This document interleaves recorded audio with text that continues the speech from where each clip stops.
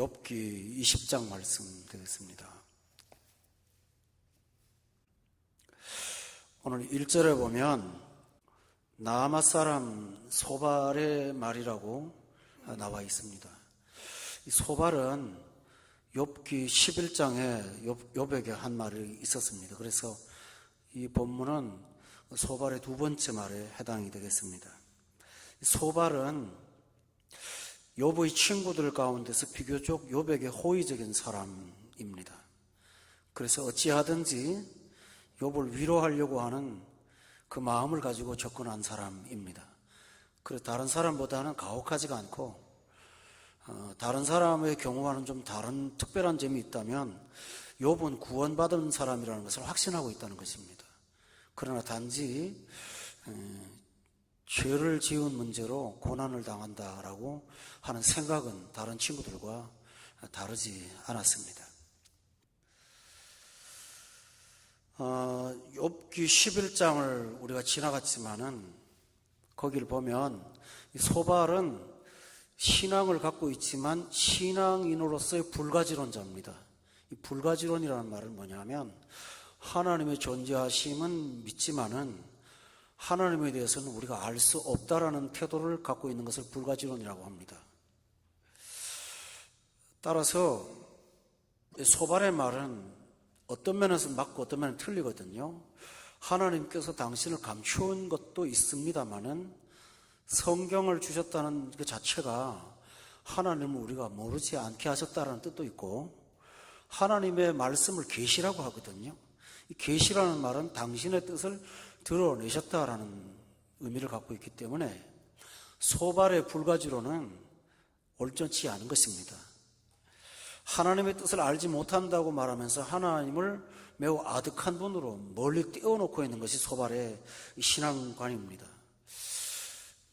우리가 똑같이 교회 다니고 말씀 듣고 그러지만 사람마다 조금씩 달라요.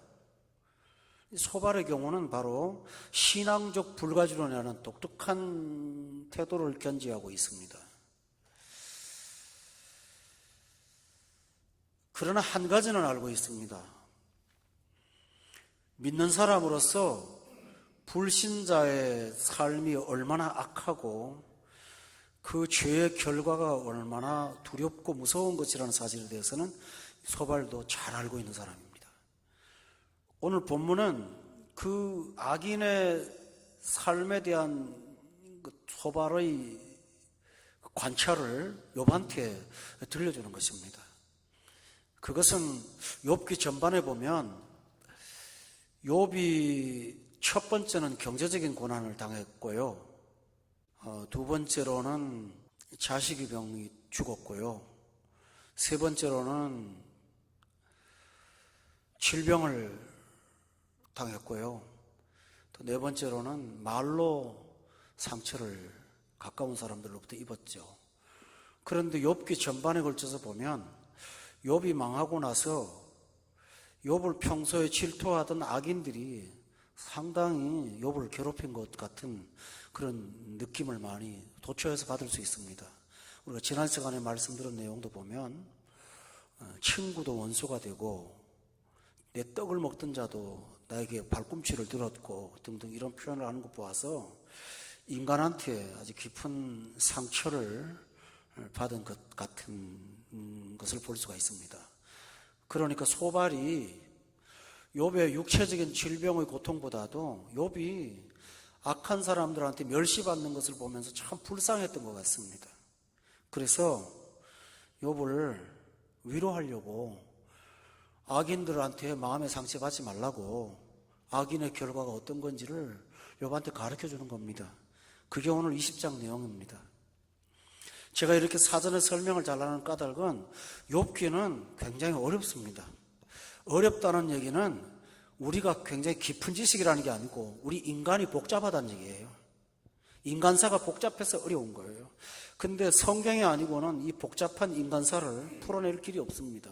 그래서 여러분에게 설명을 하는 겁니다. 다시 말씀을 드리면 소발은 욥을 고통스럽게 하는 악인들을 보면서 불신자의 결말과 과정이 이루었다 하는 것을 욥한테 가르쳐 줍니다.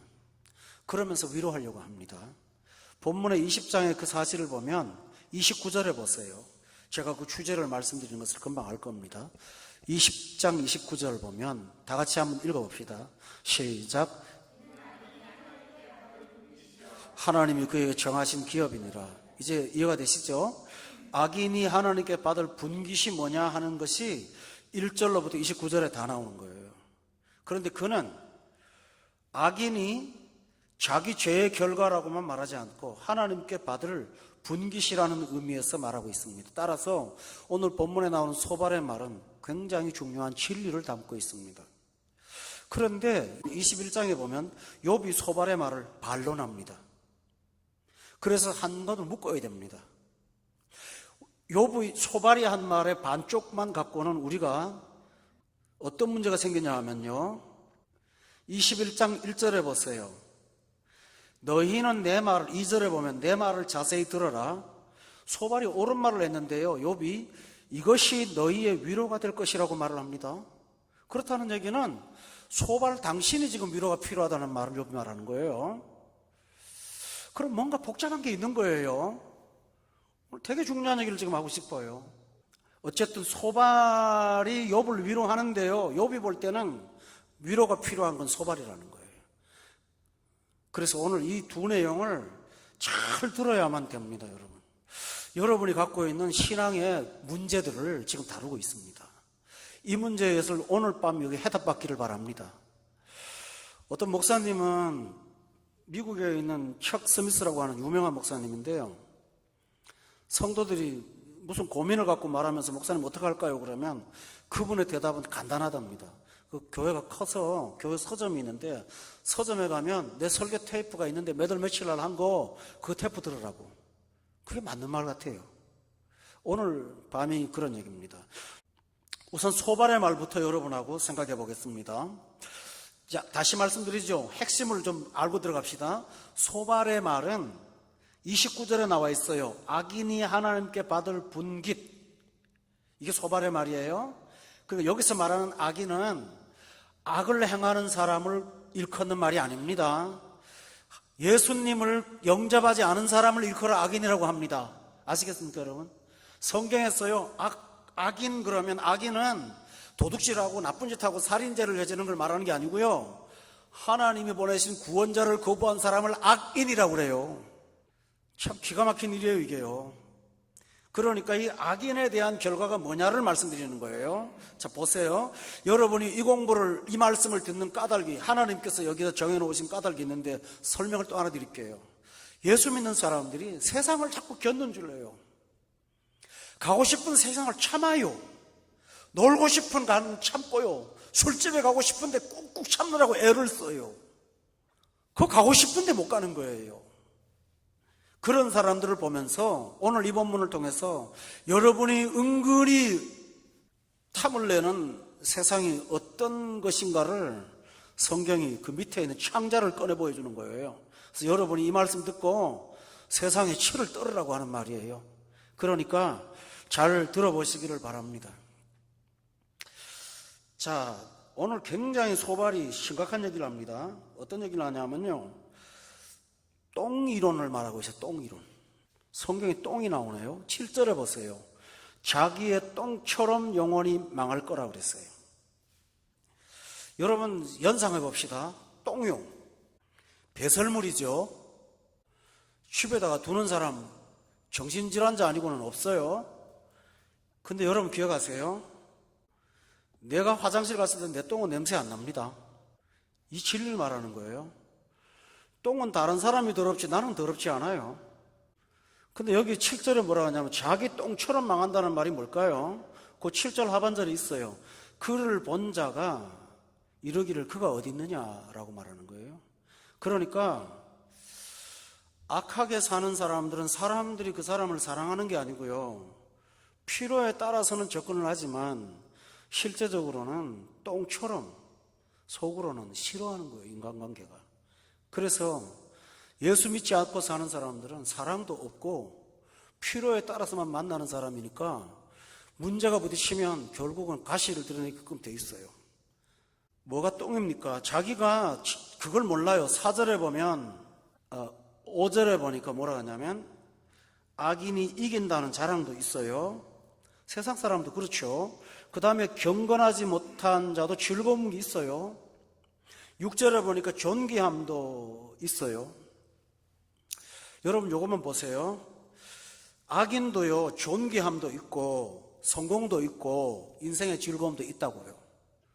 그런데 문제는 뭐냐면 사람들은 똥 취급한다는 거예요. 왜 그럴까요? 하나님을 믿지 않는 사람의 삶은 거룩하지 않아요. 불결해요. 사람들은 그걸 알아요. 여러분, 하나님 앞에 거룩하게 사는 것이 얼마나 소중하다는 사실을 기억하기 바랍니다. 사람은 존중받기를 원하죠? 존귀함 받기를 원하죠? 나를 귀한 사람 대접하기를 원합니다. 그런데 스스로 똥이 돼서는 안 된단 말이에요. 근데 악인은 인생의 즐거움 때문에 스스로 자기만 모르지 다른 사람들은 안다 그런 얘기예요. 얼마나 소발이 심각한 얘기를 하고 있습니까 지금?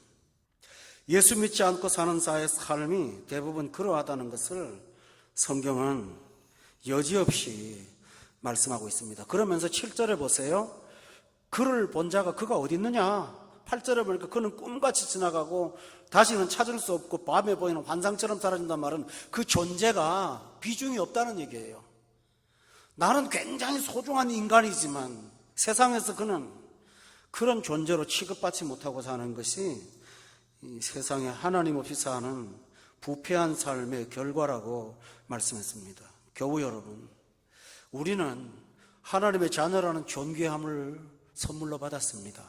하나님의 형상을 회복한다는 구원을 선물로 받았으니 이 거룩한 가치를 존귀하게 여기시기를 예수 이름으로 축원합니다. 스스로 값싸지지 말길 바랍니다. 좀 외모부터 좀 단정하고 좀 삶이 좀 달라지지 않을까요? 이것이 얼마나 필요한지 모르겠습니다. 두 번째는 더 무서운 말입니다. 본문 16절에 보면요, 독사의 독이라는 이론이 나옵니다. 한번 다 같이 읽어볼까요? 시작. 뱀의 혀에 죽을 것이라고. 참 무서운 말을 하죠, 소발이 지금요. 근데 이게 진리입니다. 독사의 독은 어디서 만들어집니까? 본문 14절에 보세요. 음식이 창자 속에서 변하여 뱃속에서 독사에 뭐가 된다고 그랬나요? 쓸개가 된다고요. 그 말은 독사의 독은 외부에서 오는 것이 아니라 자기가 만들어내는 겁니다. 악인은 독을 자신이 만들어내는 거지 누가 상처를 줘서 생긴 거 아닙니다. 부모가 아프게 해서, 이웃이 아프게 해서 절대 아닙니다. 악인은 독을 본인이 생산을 합니다. 그 배에서 뭘 먹고 독사의 쓸개가 됩니다. 그런데 여러분, 이 세상 사람들은 하나님의 힘을 의지하지 못하니까 자기 힘을 길러야 됩니다. 그렇죠? 누군가를 제압할 만한 권력을 갖고 있든가, 물력을 갖고 있든가, 말을 잘하든가, 외모가 있든가, 영향력이 있든가, 뭔가 하나를 있어야만 사는 게 세상입니다. 예수 믿는 사람은 여호와가 나의 힘입니다. 아무것도 없어도 하나님을 힘으로 의지합니다. 믿습니까 여러분? 수단을 안 부려요 그랬어요. 목회자도 믿음 없으면 수단 부리더라고요. 그 눈에 다 보여요 사람이요. 굉장히 지저분하게 보여요. 수단 부리면 사람한테 이용하려고 그러고. 그거 왜 그럴까요? 자기 나름대로의 힘이에요. 무기예요. 그건 오늘 총칭이 뭐라고 하는지 압니까? 독사라고 하는 거예요. 독사가 독을 왜 갖고 있죠? 독사가 누굴 미워하는 게 아니에요. 살아남을 수 있는 방법은 독밖에 없잖아요. 근데 이 독이 어떻게 역사하는지 아세요? 독이 진행하는 방법은, 내가 동물의 왕국을 봤는데요, 힘을 탁 뱉으면 독사 독이 밑에 턱 한 방울 떨어집니다. 그러면 앞에 있는 들쥐가요 탁 묻어요. 그러면 그 순간 몸이 마비돼요. 근데 그 독이 계속 죽이는 건 아닙니다. 조금 있으면 풀어지거든요. 마비가 되는데 그러고 나서 잡아먹어요. 오늘 이 세상 사람들은 어떤 순간의 유혹을 갖고 사람들을 정신을 마비시킵니다. 그게 독이에요. 자기 나름대로 갖추고 있는 거예요. 어떤 사람은 겁을 줍니다. 그래서 겁먹어갖고 쫄쫄 못하고 잡아먹습니다. 어떤 사람은 나한테 오면 다 줄 수 있다고 영향력을 행사합니다. 독입니다. 그러니까 독인 줄 알면서도 사람들은 어떻게 합니까? 이 세상 사람들은 그게 있어야 사니까 오늘 본문에요, 12절에 보니까 그는 비록 악을 달게 여겨 혀 밑에 감춰놓고 아껴서 버리지도 아니하고 입천장에 물고 있다고 그랬어요. 무슨 말인지 아시겠죠? 독사는 독을 갖고 있어야 돼요. 우리는 하나님의 은혜를 갖고 있습니다. 여러분이 세상 사람이 되면 독사의 독을 갖게 되는 거예요. 우리는 저 사람이 독사의 독을 갖고 나를 물고 늘어지려고 하지만은 나는 그 독을 해독하고도 능히 이기는 은혜를 갖고 있습니다. 할렐루야. 그래서 마가복음에 보면 독사가 물어도 상하지 않는다는 말을 하는 이유가 있습니다. 여러분, 밖에 나가서 진짜 독사가 무는 게 아니라 독을 가진 독사가 여러분을 물어도 하나님의 은혜가 있는 사람은 상하지 않는다고 말한 거예요. 할렐루야. 우리 그래요. 근데 독이 있어요, 다요. 근데 우리는 여러분 독 다음에는 별거 아니라는 걸 알아야 되는데요, 놀라갖고 그 세상 사람들은 그 독을 마음속에 품고 있습니다. 왜냐하면 그거 없으면 못 살아요. 그러니까 외모로 사람을 제압하려고 한 사람은 외모를 갖고 오는데 아주 돈을 많이 들입니다. 폭력으로 사람을 제압하는 사람은 주먹을 기릅니다. 교도소에서 깡패들 모이면 꼭 하는 일이 뭔지 압니까? 운동기구가 없는데 팔뚝에 근육을 만들어야 되니까요, 물병 있잖아요, 페트병, 그거 갖고 아령합니다. 아주 막 튼튼하게 만듭니다. 왜냐하면 그 독을 길러야 밖에 나가서 이길 거 아닙니까? 우리가 영성이 떨어지면요, 나도 모르게 무기를만 가지려고 그래요. 이게 세상이라고 그랬어요. 그런데 문제는 뭐냐면요, 자기가 물고 있는 그 독이요, 타인을 상하게 하기 이전에 오늘 본문에 보세요. 16절에 보면 그는 독사의 독을 뭐 한다고 그랬죠? 빨고 뱀의 혀에 죽을 거라고 말을 했어요. 그 말이 뭐죠? 내가 내 독에 오염돼서 죽는다는 거예요. 사람이요, 하나님의 은혜를 품지 않고 독을 품고 살면 그 독이 자기가 영향을 받지 남의 영향을 받는 거 아니라는 말이죠. 신실하지 못한 사람은 진실하지 못하다가 수단으로 그러다가 나중에는 그게 습관이 되고 성품이 돼버려요.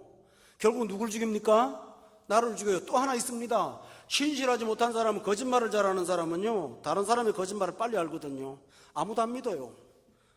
외로워요. 결국은 그 불신, 그 거짓에 대한 특기가 누구를 죽입니까? 본인을 죽이는 거예요. 그러니까 오늘 본문에 그는 독사의 독을 자기도 모르게 빨고 산다고 그랬잖아요.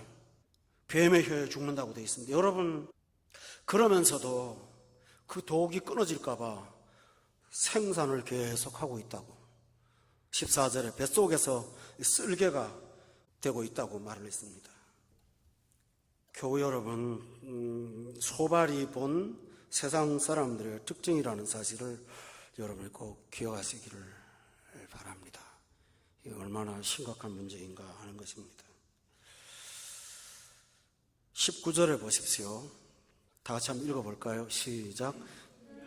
가난한 자를 학대하고 버렸으며 자기가 세우지 않은 집을 빼앗았습니다. 악인의 특징이 뭘까요? 나보다 힘센 자한테는 굴종하고요, 약한 자를 착취해서 사는 게 약육강식의 세상의 특징입니다. 또 하나 있습니다. 자기가 세우지 않은 집을 빼앗았다는 말을 하고 있죠. 수고는 다른 사람이 한 것을 수단과 방법으로 빼앗았으므로 결국은 그 도구로 그걸 삼켰다는 것입니다. 그러나 15절에 보세요. 다 같이 읽을까요? 시작.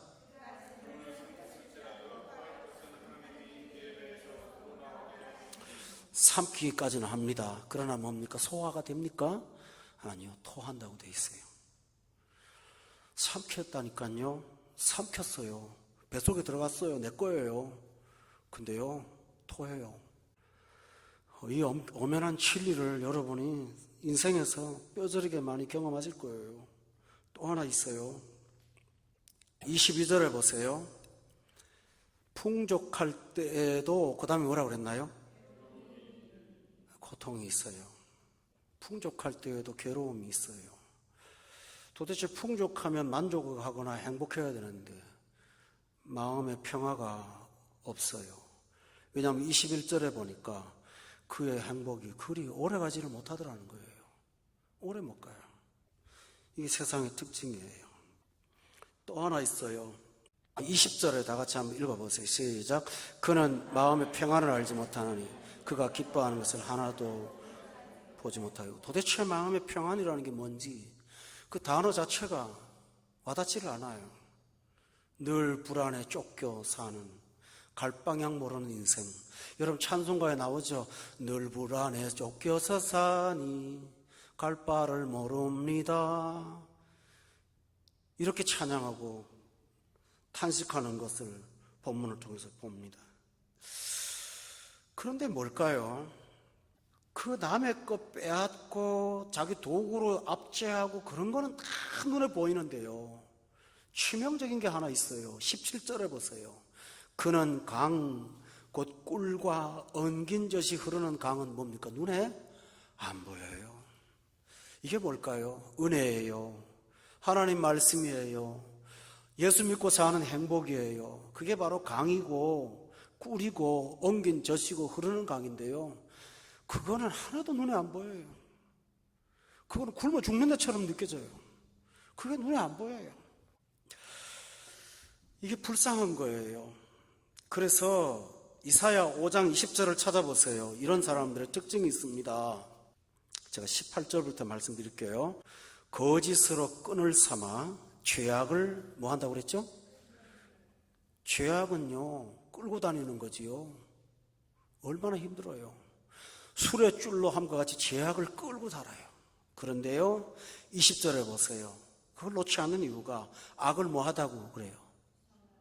선하다고 하고, 그 다음에요 선을 악하다고 하고, 흑암을 광명으로, 광명을 흑암으로, 쓴 것을 뭐 한다고요? 단 것으로. 술은 쓰대요. 근데 그걸 단 것도 더 잘 마셔요. 콜라보다 더 많이 먹어요. 단 것을 뭐라고 그랬나요? 쓴 것으로 삼는다고요. 가치가 바뀐 거예요. 바꿔놓고 사는 거예요. 로마서에 나온 것처럼 하나님을 사람과 짐승과 버러지 형상으로 바꾼 것처럼 인간은 그러고 사는 거예요. 그런데 젖과 꿀과 엉긴 젖이 흐르는 강을 보는 눈은 없어요. 그게 없어요. 얼마나 불행합니까? 진짜 배부르게 할 것을 놓고 먹어도 배부르지 못하는 허무와 권태를 주는 것을 추구하는 것이 악인의 특징이라고 하면서 욥을 위로하는 거예요. 소발이 지금. 그 말은 틀리지 않아요. 정말 맞아요. 근데 또 하나 있어요. 18절에 보세요. 그 사람이라고 게으릅니까? 20장 18절에 수고하여, 그죠? 18절 다 같이 읽어볼까요? 시작.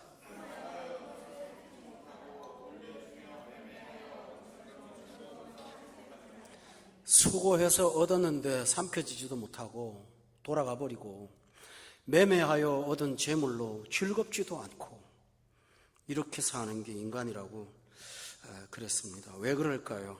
성도 여러분, 성경에서 굉장히 중요한 축복이 하나 있습니다. 누림의 축복이라는 게 있습니다. 디모데전서 6장 17절에 한번 찾아보세요. 그 복이 얼마나 중요한지를 우리가 알아야 됩니다. 다 같이 한번 읽어볼까요? 시작. 내가 이 세대에서 부한 자들을 명하여 마음을 높이지 말고 정함이 없는 재물에 소망을 두지 말고 오직 우리에게 모든 것을 후히 주사 누리게 하시는 하나님께 두며. 여러분, 누리는 거 내 마음대로 안 돼요. 누리는 거 하나님의 은혜가 있어야 돼요. 돈 다 모아도 건강 잃어버리면 못 누리잖아요. 그렇죠? 피아노를 1억짜리를 사놔도 칠 줄을 모르면 그거 아무 소용없죠. 어떤 집에 가니까요, 읽지도 않은 브리테니카 사전하고 그 비싼 사전들을 1,000만 원 이상으로 사놓고 장식용으로 쓰더만요. 누리지를 못하는 거예요. 오늘을 줬는데 누리지 못하는 거예요. 그러니까 악인의 특징이 뭐냐면요, 받기는 받고 얻기는 얻지만은 그러나 그걸 누리는 생을 하나님 앞에 복이라고 생각을 못한 거예요. 그러니까 누림이 없는 거예요. 신명기 6장 24절도 보세요. 누림이라는 게 얼마나 중요한 얘기인지를 계속 반복하고 있어요. 여호와께서 우리에게 이 모든 규례를 지키라 명령하셨으니 이는 우리가 우리 하나님 여호와를 경외하며 항상 복을, 그 다음에 뭐라고 그랬나요? 누리게 하려고. 복을 받는 게 중요한 게 아니고요, 복을 누리는 게 중요하잖아요. 복을 누리게 하기 위해서 하나님께서 우리를 부르셨다라고 성경은 분명히 말하고 있어요. 교우 여러분, 악인과 선인의 특징이 뭘까요? 악인의 특징은 많이 얻어도 누리는 게 별로 없어요. 뭐 돈이 많아서 이것저것 하고 싶은 거 다 하지만 그 속에 평안이 없고 거룩함이 없고 진실함이 없다면 그건 누리는 거 아니에요. 그건 방탕으로 가는 것밖에 없어요. 여러분 그걸 누린다고 생각하세요? 아니에요. 돈 많아서 여행 마음대로 팍팍팍 가고 주일 막 빠져먹고 하면 그게 누린다고 생각하세요? 아니에요. 그건 누리는 거 아니에요. 여러분의 영혼을 오히려 망치는 거예요. 그러므로 하나님의 은혜를 은혜로 누릴 줄 아는 것을 우리가 복으로 생각하시기를 바랍니다. 이게 그렇게 중요한 문제예요. 악인의 특징을 엿기 위해서 소발이 다시 말합니다. 어떤 특징이 있는가 하면요, 그는 인생을 이렇게 살면서 자기 인생에 조금도 고려해 놓지 않는 분이 한 분 계십니다. 그분이 누구냐 하면요, 하나님이에요. 하나님을 인생의 고려사항이 아니에요. 내 독을 갖고 기득권을 가지고 힘을 누려서 기술을 발전시켜 갖고 가서 잘 먹고 잘 살고 누리고 하는 거, 그건 전부 인생의 계획이죠. 그러나요, 그의 중심 속에 하나님이 인생의 계획 속에 아무것도 없어요. 그런데요, 중요한 사실은 하나님은 그의 인생을 주도하는 분이라는 사실을 아세요? 가장 중요한 걸 빼놓고 사는 거예요. 그래서 오늘 본문의 23절에 보세요. 다 같이 읽어봅시다. 시작.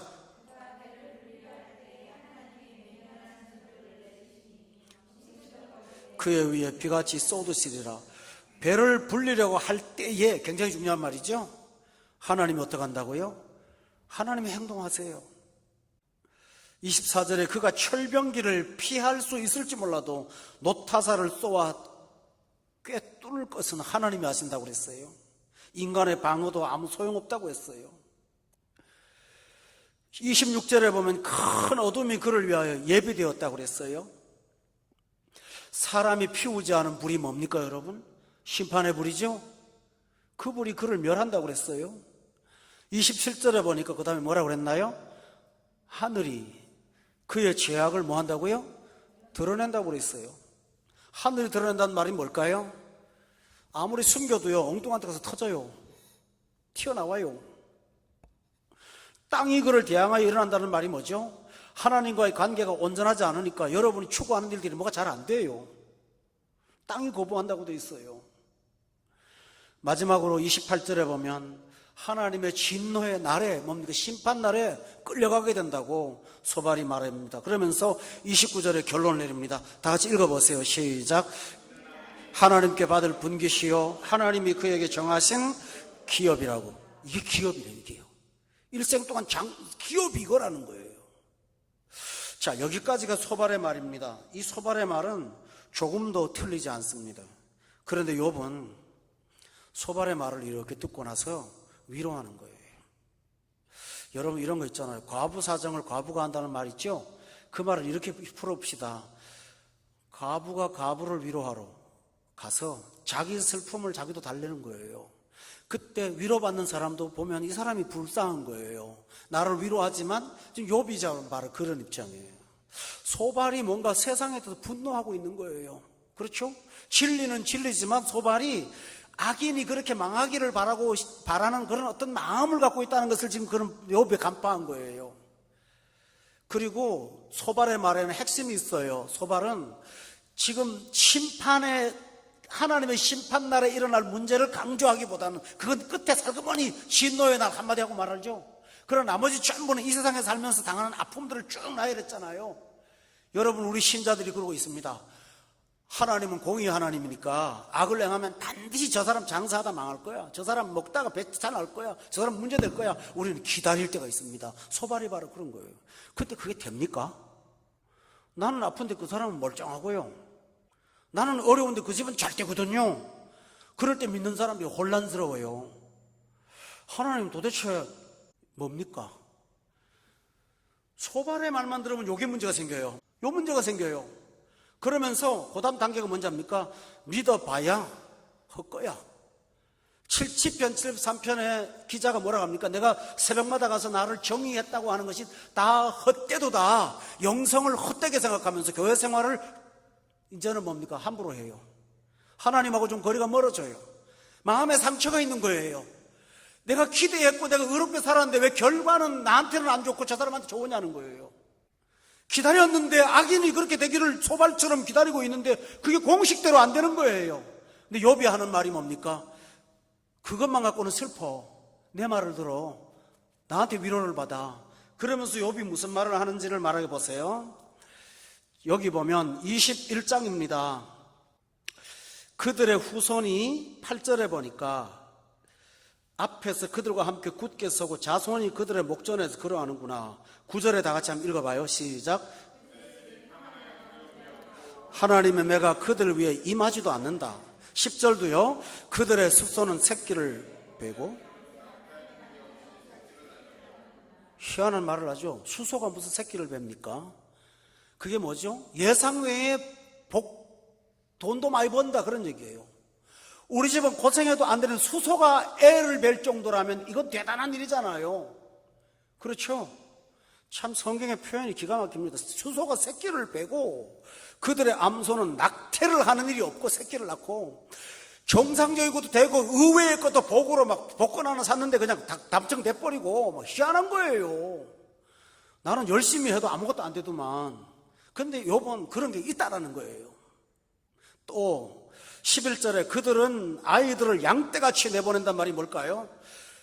양떼같이 내본다는 말이 뭔가요? 안전하다는 거예요. 불안하지 않다는 거예요. 그들의 자녀들은 뭡니까? 춤을 추는 것처럼 즐겁게 살고요.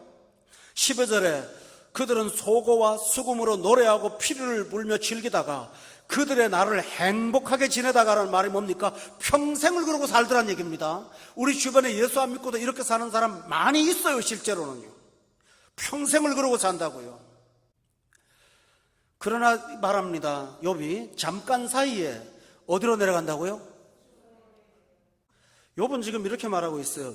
이 땅에서의 심판을 자꾸 바라지 말라는 거예요. 그것만 쳐다보다가는 악인의 형통 때문에 고통당한다는 거예요. 그들은 지옥 가는 건 사실이라는 거지요. 그러나 이 땅에서 그런 징벌의 공의가 시행되는 경우가 있기도 하지만 없기도 하다는 거예요. 그러니까 소발로처럼 그 악인의 망하는 걸 쳐다보고 앉아갖고 오늘 어제 나한테 너무 괴롭게 했지. 너 아침에 밥 먹다가 체할 거야. 그 생각하면서 기다리지 말라는 거예요. 그래 봤자라는 거죠. 내가 오히려 병드는 거지 그 사람 밥 잘 먹는다는 거예요. 이게 그거예요. 지옥은 간다는 거예요. 그러나 그렇지 않다는 거예요. 오히려 교만하다는 거죠. 14절에 보세요. 이 사람들은 그렇게 할지라도 지옥을 뻔히 안다고 그래도 그들은 하나님께 말을 합니다. 우리를 떠나세요.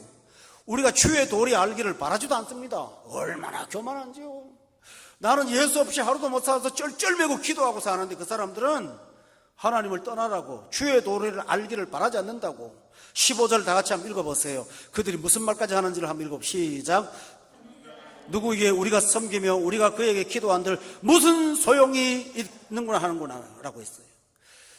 신앙의 무용론을 주장하고요. 너희들처럼 잘 믿는다고 나 잘 봐 나 이렇게 하나님 삿대질하도 잘 살잖아. 그런데 하나님이 심판하지 않는다고요. 욥이 지금 그걸 보여줍니다.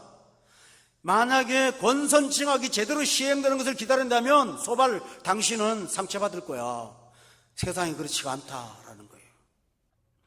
욥도 답답하니까요. 뭐라고 말하는지 압니까? 욥이 하도 답답하니까요. 19절에 한번 보세요.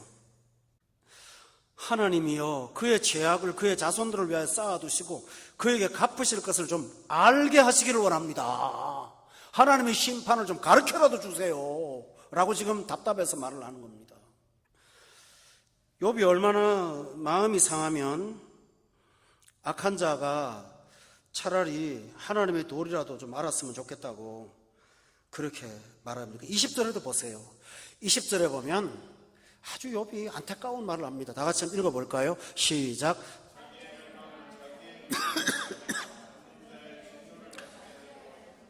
그런 사람은 자기 멸망을 자기 눈으로 좀 봤으면 좋겠다는 거예요. 욥도. 그런데 그게 안 된다는 거예요. 아니라는 거예요. 그게 공감되시죠 여러분들이? 되게 중요한 얘기하는 거예요. 자기의 멸망을 자기 눈으로 보게 하며 전능자의 진노를 마시게 한번 해보세요. 그래 좀 정신 좀 차리게 해주세요 라고 나는 하는데, 예를 들어 예를 들까요? 참 경건한 신자들 교회 생활하는데 집안의 식구들이 박해하고 교회 못 나가게 하고 그러면 뭔가 하나님 살아계시기에 조금이라도 손가락이 다치는가 뭘 하나 있어야 될 거 아닙니까? 그렇게 못된 짓을 하는데요. 그런데 아무것도 없다 그런 얘기예요. 욥이 하는 말이. 그러니까 21장 34절에 보세요. 소발의 말만 갖고는 다 같이 한번 읽어봐요. 시작. 그런데도 너희는 나를 헛되이 위로하려느냐. 너희 대답은 거짓일 뿐이라는 거죠. 그런 말로는 위로가 전혀 안 된다는 거예요. 욥의 말에는 뭘까요? 7절에 다시 보세요. 악한 자에게도 뭐가 있다고요? 형통이 있다라는 것을 말하고 있어요. 후손도 안녕하고 자손이, 여기 7절에 보세요. 악인이 생존하고 장수하고, 8절에 보니까 그들의 후손이라는 말은 뭘까요? 그 복이 대대로 이어진다는 거예요. 대대로. 한데 요 한 대는 잘하고 다음 대 망하는 게 아니라 그까지 간다는 거예요.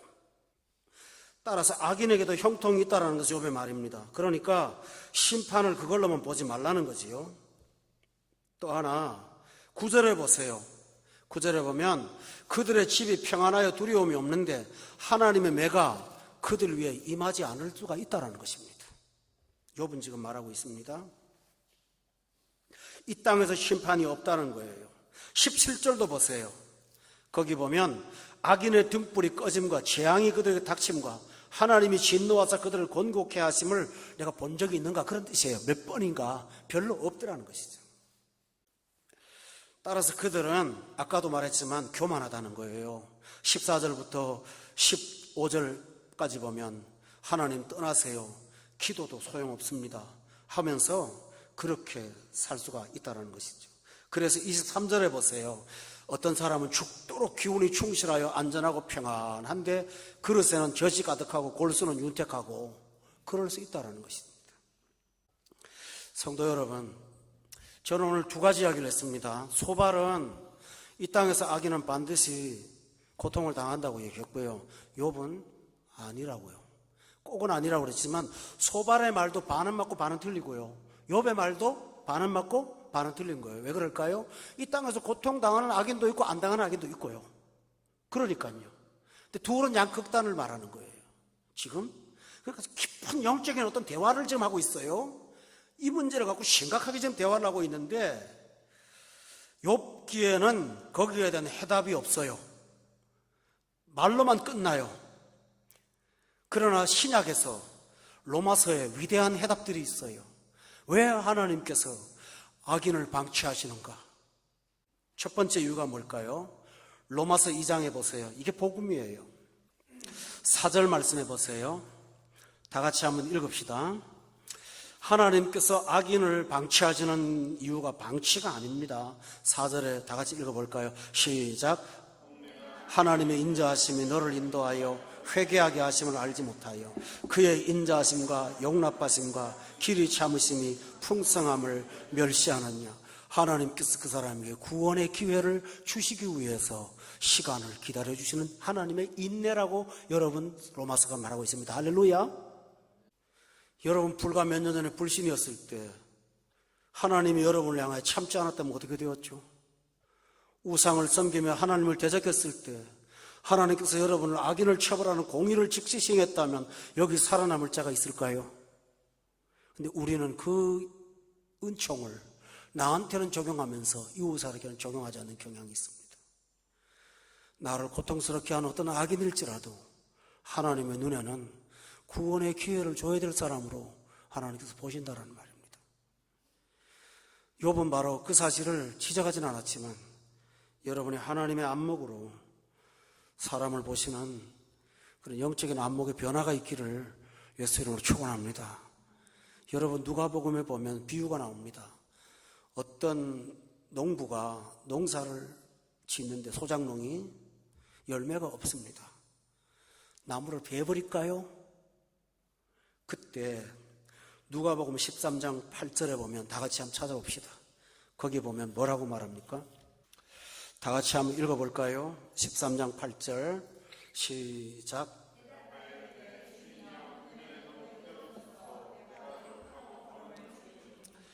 여기 보면 주인이요 금년에도 그 다음에 뭐라고 그러나요? 두루 그대로 두세요. 내가 두루 파고 다시 걸음 주고 다시 노래 가볼 테니까 좀 기다려 주시고 좀 시간 좀 주세요. 중보자가 이렇게 기도함으로 우리가 살아난 것입니다. 그런데 여러분 기억하세요? 금년만 그대로가 아니고요. 8절에 보니까 금년에도 그대로 뒀어요. 작년에도 그대로 뒀는데 금년에도 그대로 뒀다는 말이죠. 이 말이에요. 그러므로 이런 악인의 문제를 갖고 여러분이 혼란스러워하지 말고요. 나 같은 사람이 하나님의 은혜로 구원받은 것이 바로 이 사실 때문이라는 사실을 믿고 구원의 은혜에 감사하시기를 주의 이름으로 축원합니다. 성도 여러분, 예수님이 십자가에 달렸는데 강도가 양쪽에 있었습니다. 두 강도가 처음에요 함께 다 욕했습니다. 같이 욕을 했다고 성경에 같이라는 말을 써요. 같이 욕을 했어요. 욕하다가 변한 것이 처음부터 변한 거 아니에요. 예수님을 옆에 놓고 갖은 쌍욕을 다 했다고요. 이 강도들이요. 그 중에 하나가 시간이 가면 갈수록 이상하게 마음에 빛이 들어와요.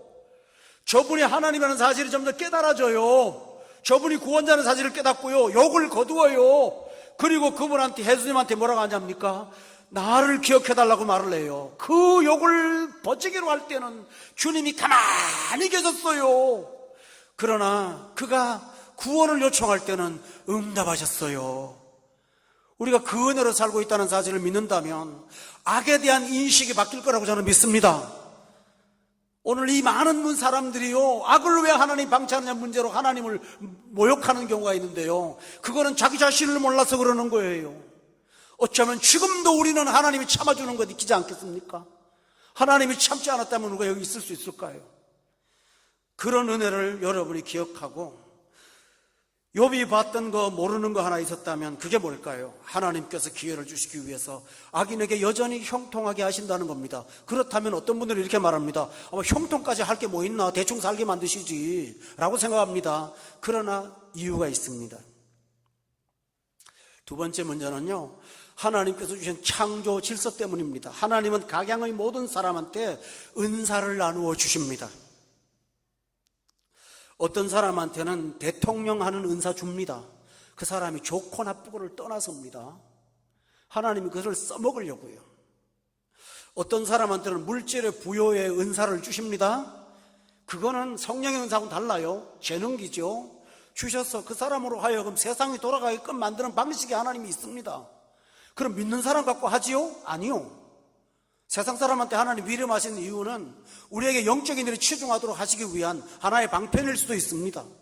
그렇게 해서 하나님은 권력을 어떤 사람에게 주고 어떤 사람한테 부를 줍니다. 대표적인 예를 들어볼까요? 다니엘서에 나온 느부갓네살, 절대 권력자였죠. 하나님이 왜 그에게 권력을 줬습니까? 이스라엘 백성을 훈계하게 하시는 수단, 도구로 썼죠. 할렐루야. 근데 그런 권력들은 중간에 하나님 낮춥니다. 느부갓네살이 자기를 교만하게 하니까 하나님 3년 동안 땅바닥에 기어다니면서 풀 먹게 만든 거 기억하세요?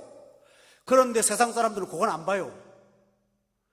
하나님 앞에 이용당하는 사람들은요, 양면이 있어요. 하나님이 어떤 카테고리를 만드는 걸 넘어가면 가만두질 않아요. 하나님이 완전히 붕괴나요. 그러나 또 세워놔요. 왜냐하면 써먹어야 되니까. 쉽게 말하면 도구예요. 그래서 하나님은 창조의 질서 때문에 어떠한 사람들에게 권력을 주십니다. 여러분, 빌라도 로마 총독이라는 권력이 있었기에 그가 예수님을 십자가의 형을 언도했습니다마는 깊고 깊은 세계로 들어가 보면 결국은 그는 하나님 앞에 이용당한 도구일 뿐입니다. 권력이니까요. 물론 자기 의지가 작동한 건 사실입니다. 이건 신비에 속하는 것입니다. 따라서 하나님은 내가 모르는 어떤 이유 때문에 어떤 자들 악인에게 형통케 하시고 그들의 삶을 부욕케 하십니다. 그러나 길고 짧은 것은 우리가 잘 몰라요. 먼 훗날 뒷날에 돌아보면 하나님께서 그렇게 하신 이유를 천국 가서 우리는 알게 될 줄로 믿습니다. 따라서 그들의 악인의 형통을 그들의 선화의 결과라고 하지 말고 하나님께서 무슨 이유 때문에 주신다고 여러분이 기억하시길 바랍니다. 그래서 성경은 말합니다. 이 세상의 악한 자에 대하여 소망을 두지 말라고요. 그건 아니라고요. 그런데 왜 예수 믿는 사람들은 즉각 때리십니까? 어떤 목사님이 아주 중요한 비유를 하나 들었는데 그 얘기를 해드릴게요. 집에는요, 그릇이 있고 쓰레기통이 있다는 거죠. 그건 제 말이 아니에요. 맞는지 틀린지는 모르니까요. 그릇이 더러워지면 즉각 씻어요. 왜 그럴까요? 담아 먹어야 되니까. 쓰레기통은 더러워도 언제까지 놔둡니까? 찰 때까지 놔둡니다. 버려야 되니까. 그분의 비유는 그래요. 어떤 면에서는 상당히 일리가 있지 않나 생각을 해요. 우리가 모르는 신비 속에서 악인들을 통해서 하나님이 이 세상을 돌아가게 하는 어떤 특수한 방식들이 있다는 사실을 여러분이 기억하십시다. 그리고 과정은 모르지만 우리 기억하시죠. 모든 것이 합력하여 뭐 한다고요? 선을 이룬다고요. 그러니 우리는 똑같은 문제로 고민한 사람이 누굽니까? 하박국이죠. 하나님이 그 하박국한테 딱 한마디만 대답해요. 의인은 믿음으로 사는 거야. 너무 하려고 하지 마라. 믿음으로 사는 거야. 성경에 보면 이런 말이 있습니다. 악인도 악한 날에 적당하게 지으셨다고 돼 있어요. 우리는 그 신비를 몰라요. 그러나 여러분 한 가지 아는 사실은 그 모든 중심에 우리가 있다는 사실이에요. 나 하나 온전하게 만들고 나 하나 거룩하게 만들고 나 하나 하나님의 사람으로 영광스럽게 만드는 과정에서 이 모두를 하나님께 사용하고 있다는 사실을 여러분이 믿으셔야 됩니다. 이게 하나님이 하시는 일이에요. 예를 들까요? 이스라엘 백성들한테 권력을 줬으면 얼마나 좋습니까? 그런데 하나님은 바로한테 권력을 줬죠? 430년 동안? 그리고요 한 방에 해치우지 않고요 10번 동안 재앙을 줘서도 바로가 말을 안 들어요. 그런데 거기에 뭐라고 됩니까? 하나님께서 바로의 마음을 강팍해 해서 그렇다고 돼 있어요. 그렇다면 하나님이 의도적으로 하신 거 맞아요? 틀려요? 맞아요. 그런데 그 결과가 목적이 뭔지 압니까? 바로로 말미암아 내가 영광을 나타내려고 한다고 그랬어요. 이스라엘 백성들은 430년 동안 하나님이 누군지를 경험을 못했어요. 10번의 재앙을 통해서 하나님이 살아계시는 걸 자꾸 눈으로 보게 만들어요. 바로하고 싸우시는 과정에서 홍해 바다에서 바로가 몰살당할 때 끝까지 쫓아오게 만드셨어요. 그리고 하나님께서 영원히 구원을 주시는 것을 보여주면서 홍해 앞에서 찬양하게 만들었어요. 할렐루야. 결국은 바로가 뭡니까? 하나님의 도구예요. 그 사실을 로마서에서 말하고 있기 때문에 여러분이 말씀을 들어야 돼요. 로마서 찾아보세요. 9장 17절 시작. 성경이 바로에게 이르시되 내가 이 일을 위하여 너를 세웠으니 곧 너로 말미암아 내 능력을 보이고 내 이름이 온 땅에 전파되게 하려 함이라 하셨다고 되어 있잖아요. 바로는 하나님의 능력을 보이는 하나의 도구였던 것이에요. 그러면 여러분이 이런 생각을 할 거예요. 참 하나님은 너무 가혹하시다. 바로 한 사람을 그렇게 가혹하게 이용하나? 아니요. 하나님은 그와 동시에 바로에게도 기회를 줬습니까? 안 줬습니까? 줬어요. 바로가 그 기회에 하나님 앞에 납작하게 엎드려서 회개하고 돌아왔다면 이스라엘 백성들은 그걸 통해서도 하나님의 영광을 보았을 거예요. 정말 하나님은 전지전능하시다는 걸 봤을 거예요. 아멘. 그 사례가 있습니다. 니느웨의 아수르의 왕인 니느웨 왕이 너무 괴롭힐 때 하나님께서 요나를 보냈습니다. 요나한테 가서 야단치라고 그랬습니다. 그런데 말을 들었습니까? 안 들었습니까? 들었죠.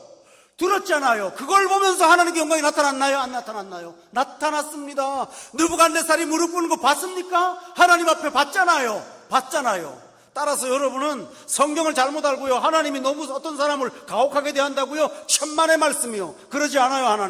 하나님은 그 영혼에게도 기회를 주셨습니다. 그럼에도 불구하고 그가 듣지 않으니까 그는 하나님 앞에 영광을 드러내는 하나의 쓰임받는 도구가 됐을 뿐이라는 사실입니다. 여러분 조심하십시오. 우리가 악을 행해도 하나님은 손해보지 않습니다.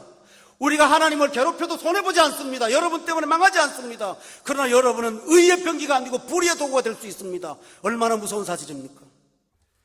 그러므로 겨우 여러분, 우리는 이 순간을 기억하면서 어쩌면 그들의 완악함 때문에 내가 구원받았고 그들의 완악함 때문에 내가 성화되어 간다는 사실을 믿는다면 그 영혼들을 불쌍히 여길 만한 마음의 여지가 생길 거라고 저는 믿습니다.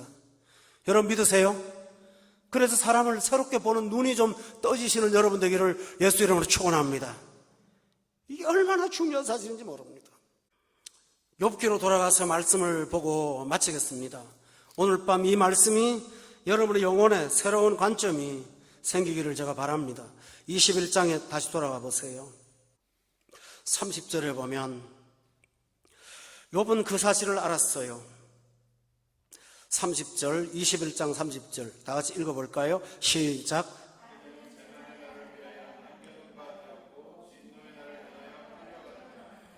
그가 평탄하다고요? 남겨진 존재일 뿐이에요. 그리고 진노의 날을 향하여 뭡니까? 끌려가고 있는 거라고 했어요.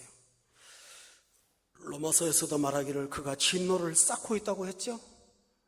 그러므로 교우 여러분, 오늘 결론을 내립니다. 인생의 중간에 있는 행복을 갖고 너무 힘들거나 어렵거나 그러지 마세요.